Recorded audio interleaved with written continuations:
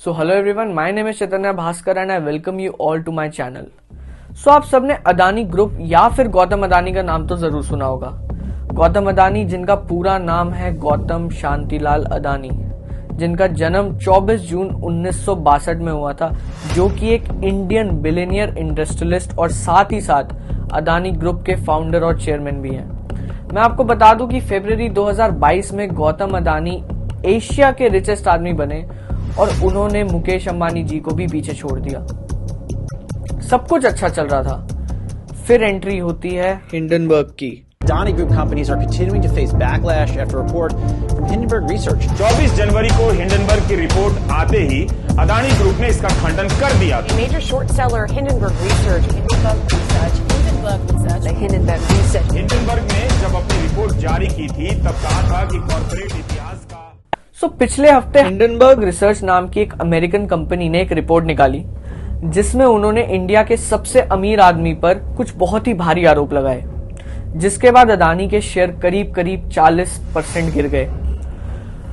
अब आप जरूर जानना चाहेंगे कि ऐसा है क्या उस रिपोर्ट के अंदर, लेकिन उससे पहले मैं आपको बता दूं कि हिंडनबर्ग कंपनी को अपनी रिपोर्ट पर इतना भरोसा है कि उन्होंने खुले आम चैलेंज कर दिया अदानी को कि हिम्मत है तो हम पे केस कर दो। अगर हमारी रिपोर्ट पर ट्रस्ट नहीं है तो हम केस लड़ने के लिए तैयार हैं। और साथ ही साथ उन्होंने अदानी के स्टॉक्स की शॉर्ट सेलिंग कर दी है। तो अगर रिपोर्ट गलत निकलती भी है तो हिंडनबर्ग को भारी नुकसान होगा। अडानी के बारे में तो हम समझ चुके हैं, अब मैं आपको थोड़ा हिंडनबर्ग कंपनी के बारे में बता दूं। हाइडेनबर्ग कंपनी 2017 में फाउंड हुई थी और इसके फाउंडर एक फाइनेंशियल एनालिस्ट हैं बाय प्रोफेशन, जिनका नाम है नेथन एंडरसन। इस कंपनी का बेसिक काम है फाइनेंशियल रिसर्च करना।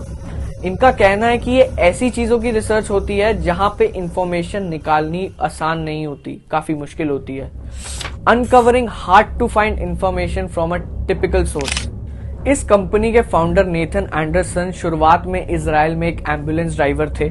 उसके बाद अमेरिका शिफ्ट होकर इन्होंने अपने फाइनेंशियल करियर की शुरुआत की। तो इनकी कंपनी हिंडनबर्ग रिसर्च के नाम के पीछे एक स्टोरी बताता हूँ। हिंडनबर्ग नाम एक 1937 में हुई एक ट्रेजेडी की वजह से मशहूर हुआ। सालों पहले एक एयरप्लेन हुआ करता था हाइडेनबर्ग नाम से। ये बेसिकली एयरशिप थी। इस हिंडनबर्ग नाम की एयरशिप पर एक्सीडेंटली आग लग गई, जिसमें 35 लोग मर गए। ये काफी जाना माना डिजास्टर है, क्योंकि इसकी फोटोज भी आपको देखने को मिल जाएंगी। एंडरसन स्टॉक मार्केट के डिजास्टर्स को ये 1937 के डिजास्टर के साथ कंपेयर करते हैं। उनका कहना है कि ये सारे मैनमेड डिजास्टर्स हैं और इनकी कंपनी का पर्पस है ऐसे स्टॉक मार्केट के डिजास्टर्स को रोकना। हाँ, अब वो बात अलग है कि इनकी रिपोर्ट से डिजास्टर रुका है या हो गया है, अब वो तो खाली अडानी के इन्वेस्टर्स ही बता सकते हैं। ये बेसिकली एक्टिविस्ट भी हैं जो प्रिवेंट करते हैं दुनिया भर के स्टॉक मार्केट डिजास्टर्स को होने से, और ये काम वो करते हैं शॉर्ट सेलिंग के जरिए।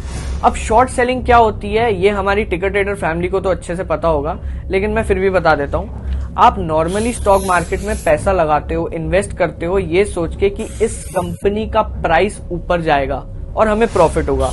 शॉर्ट सेलिंग में आप ये सोच के पैसा लगाते हो कि इस कंपनी का प्राइस नीचे गिरेगा तो हमें प्रॉफिट होगा।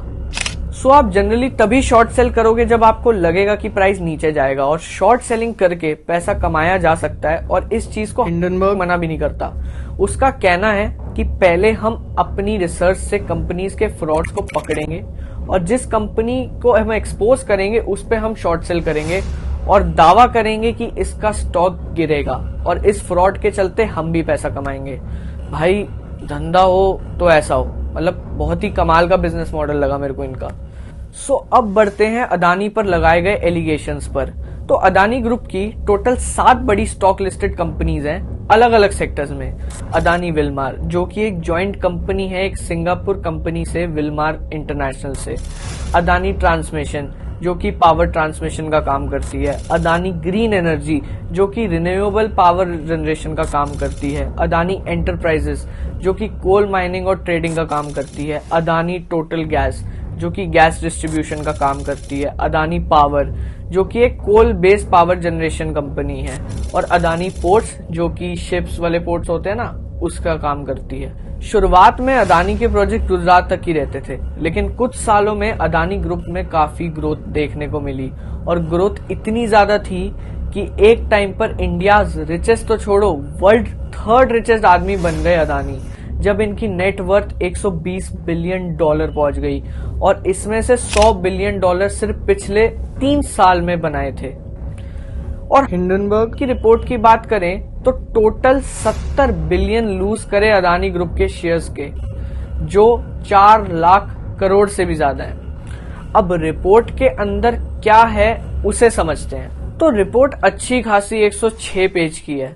सो इस रिपोर्ट का टाइटल देखते ही आप समझ जाओगे कि अडानी का इतना बुरा हाल हुआ क्यों। सो इस रिपोर्ट का टाइटल है how the world's third richest man is pulling the largest con in corporate history. इनका कहना है कि कॉर्पोरेट वर्ल्ड का सबसे बड़ा फ्रॉड यहाँ पर हो रहा है और ये वो हवा में नहीं बोल रहे हैं, इसके लिए उन्होंने पीछे 2 साल की रिसर्च भी करी है। अब आ जाते हैं एलिगेशंस की लिस्ट पर। Money laundering, stock manipulation, accounting fraud, corruption, theft of tax payers, offshore shell companies. इनके अकॉर्डिंग अडानी ने 4 अलग अलग गवर्नमेंट फ्रॉड पे फोकस किया है। रिपोर्ट में जिक्र हुआ है गौतम अडानी के छोटे भाई का, राजेश अडानी का। रिपोर्ट में कहा है कि साल 2004-05 में डायरेक्टरेट ऑफ रेवेन्यू इंटेलिजेंस ने इन्हें अक्यूज किया था। एलिजिडली ये 2 बार अरेस्ट भी हो चुके हैं फ्रॉडरी और टैक्स फ्रॉड के कारण, और बाद में इन्हें अडानी ग्रुप का मैनेजिंग डायरेक्टर प्रमोट कर दिया। अगला अक्यूज इंसान है गौतम अडानी का brother in law Samir Vora पर। कहा है कि डायमंड ट्रेडिंग स्कैम के रिंग लीडर थे। इनको प्रमोट किया गया as an executive director of the Adani Australian division. अगले एक्यूज्ड है गौतम अडानी के बड़े भाई पर विनोद अडानी, कि इन्होंने अलग अलग कंट्रीज में जाकर शेल कंपनीज बनाई और मनी लॉन्ड्रिंग की। रिपोर्ट के अकॉर्डिंग 38 ऑफशोर शेल कंपनीज पाई गई मॉरिशस में, जो कि इनके और इनके एसोसिएट्स के कंट्रोल में थी। रिपोर्ट का कहना है कि कुछ कंपनीज ऐसी हैं जिनकी वेबसाइट नहीं है, कुछ कंपनीज ऐसी हैं जिनकी फोटोज नहीं है, यानी कि स्टॉक फोटोज वगैरह डाल रखी हैं, और कुछ कंपनीज तो ऐसी हैं जिनके एम्प्लॉयज ही नहीं है।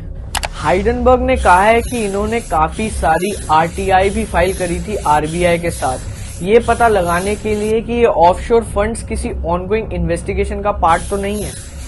इसी के बहुत सारे एग्जाम्पल भी आपको रिपोर्ट में मिल जाएंगे। रिपोर्ट डिटेल में पढ़ने के लिए मैंने लिंक डिस्क्रिप्शन में डाल दिया है, आप जाके पढ़ सकते हैं। हिंडनबर्ग का कहना है कि अगर अडानी ने कुछ गलत नहीं किया तो ये हमारे 88 सवालों का जवाब दे सकते हैं। अब ये तो हो गई हाइडनबर्ग की साइड। अब इस रिपोर्ट का जवाब अडानी क्या देते हैं वो देखते हैं। ठीक है, तारीख 27 जनवरी जब अडानी पहला रिस्पॉन्स देते हैं तो अडानी एक प्रेजेंटेशन देते हैं जिसका टाइटल होता है myths of short sellers. Adani बताते हैं कि कैसे इनके पास अच्छी क्रेडिट रेटिंग्स हैं, जो अडानी ग्रुप की कंपनीज हैं वो सभी रेगुलेशंस भी मीट करती हैं जिन्हें गवर्नमेंट ने स्पेसिफाई किया है। The Adani Group published a lengthy response to Hindenburg's report over the weekend, saying it would pursue remedies to protect investors before all appropriate authorities. इस रिस्पॉन्स से 2 दिन पहले अडानी ग्रुप के सीएफओ ने कहा कि रिपोर्ट की टाइमिंग से पता लगता है कि इसके पीछे गलत इंटेंशंस हैं और अडानी ग्रुप की रेपुटेशन को खराब करने की कोशिश करी गई है। हमारा आने वाला बीपीओ है उसे डैमेज करा गया है। The timing of the report's publication clearly betrays a brazen, malified intention to undermine Adani Group's reputation with the principal objective of damaging the upcoming follow-on public offering from Adani Enterprise. 26 जनवरी को Adani group के legal head हैं, वो धमकी देते हैं कि हम legal action लेंगे। जवाब में हिंडनबर्ग कहता है कि ब्रिंग इट ऑन, जो करना है कर लो। अब बात यहाँ तक आती है कि इस हाइडनबर्ग कंपनी को इतना कॉन्फिडेंस क्यों है अपनी रिपोर्ट पर। उसके लिए हमें इनके पास्ट ट्रैक रिकॉर्ड को देखना जरूरी है। 2017 के बाद इस कंपनी ने टोटल 16 कंपनीज को टारगेट किया। सितंबर 2020 कंपनी का नाम निकोला, रिपोर्ट निकली, शॉर्ट सेल किया, निकोला के सीईओ ने रिजाइन किया और कंपनी के स्टॉक 71% गिरे। मई 2020 China Metal Resources Utilization Limited report बनी, एलिगेशंस लगे, कंपनी के शेयर्स 90% गिरे। जून 2020 जीनियस ब्रांड्स रिपोर्ट से पहले शेयर प्राइस था $6.86 का पर शेयर, रिपोर्ट के बाद $1.5 पर शेयर का सिर्फ 2 महीने के अंदर। सो ट्रैक रिकॉर्ड तो काफी अच्छा रहा हिंडनबर्ग का। जितनी भी कंपनीज को टारगेट किया मोस्टली सबके शेयर्स क्रैश हुए और उसके बाद इन्वेस्टिगेशन भी चालू हुई। अब कहानी पर वापस आते हैं। 29 जनवरी को अडानी ने एक रिस्पॉन्स और भेजा। हिंडनबर्ग की 106 पेज की रिपोर्ट को 413 पेज के रिस्पॉन्स से काउंटर करा जाता है। ये कहते हैं कि सिलेक्टिव और मैन्युपुलेटिव प्रेजेंटेशन करी है एक फॉल्स नरेटिव बिठाने के लिए। साथ में कहते हैं कि इंडियन इंस्टीट्यूशंस को अंडरमाइन करा जा रहा है और ये इंडिया पर अटैक है। अडानी कहते हैं कि 88 सवालों में से 65 जवाब तो पब्लिकली अवेलेबल हैं और 18 क्वेश्चंस शेयर होल्डर्स और थर्ड पार्टी से रिलेटेड है। अडानी का इससे कुछ लेना देना नहीं और बचे हुए 4 क्वेश्चंस बेसलेस और इमेजिनरी एलिगेशंस हैं। अब इस रिस्पॉन्स का जवाब भी हिंडनबर्ग देता है और कहता है कि एक भी सवाल का जवाब नहीं दिया है अडानी ने। अडानी बस ये कह रहा है कि हमारे पास गवर्नमेंट के अप्रूवल हैं, ये सब पब्लिकली अवेलेबल है, लेकिन किसी भी सवाल का जवाब प्रॉपरली नहीं दिया गया। वो इंडिया वाली बात और देशभक्ति वाली बात का भी रिप्लाई हिंडनबर्ग ने ये दिया कि fraud can not be obfuscated by nationalism और a bloated response that ignores every key allegation we raised. Hindenburg का कहना है कि नेशनलिज्म को एक शील्ड की तरह यूज करा गया है ताकि जवाब देने से बचा जा सके। हिंडनबर्ग कहता है कि we believe India is a vibrant democracy and emerging super power with an exciting future. We also believe India's future is being held back by the Adani Group, which has draped itself in the Indian flag while systematically looting the nation. अब Hindenburg ने ये तो clear कर दिया है कि वो India पर सवाल नहीं उठा रहे। उनका सोल टारगेट सिर्फ और सिर्फ अडानी ग्रुप और 60 साल के मिस्टर अडानी गौतम है। हिंडनबर्ग अपनी रिपोर्ट को लेकर इतने कॉन्फिडेंट हैं कि इन्होंने अपनी रिपोर्ट के 4th पॉइंट में ही कहा है कि अगर हमारी सारी एलिगेशंस को अगर नजरअंदाज भी कर दो और खाली अडानी ग्रुप की 7 कंपनियों की फेस वैल्यू को भी देखोगे तो भी वो 85% ओवर वैल्यूड है। सो इस कहानी को लेकर और भी काफी इंपॉर्टेंट अपडेट्स आए जिसका ओवरव्यू मैं आपको दूंगा। पहला, फोर्ब्स ने अडानी को अक्यूज किया है कि अडानी ने खुद ही अपने शेयर्स खरीदे अपना स्टॉक प्राइस बढ़ाने के लिए।